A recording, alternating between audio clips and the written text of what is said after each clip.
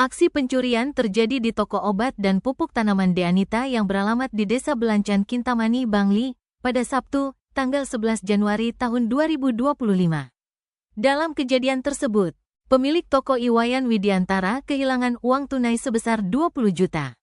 Aksi pencurian tersebut pun terekam jelas kamera CCTV dan dibagikan oleh akun Kintamani Info. Informasi yang berhasil dihimpun, kejadian bermula pada sekitar pukul 13:12 WITA. Ketika korban sedang melayani pembeli di toko sembako miliknya yang terletak di sebelah toko obat dan pupuk tanaman milik korban. Tiba-tiba, korban dipanggil oleh seorang wanita dari seberang jalan yang memberitahukan bahwa ada seseorang yang sedang berbelanja di toko obat. Sementara, dalam video yang beredar terlihat seorang pria dengan menggunakan helm dan masker datang ke toko saat toko dalam keadaan sepi. Pria tersebut terlihat membuka laci meja kasir kemudian mengambil sejumlah uang yang dimasukkan ke dalam jaketnya.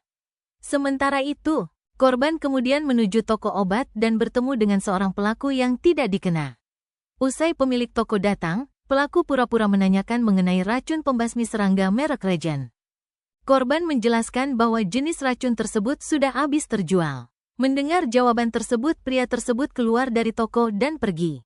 Beberapa saat setelahnya, seorang pembeli datang ke toko obat dan dilayani oleh istri korban, Niwayan Mustiasih.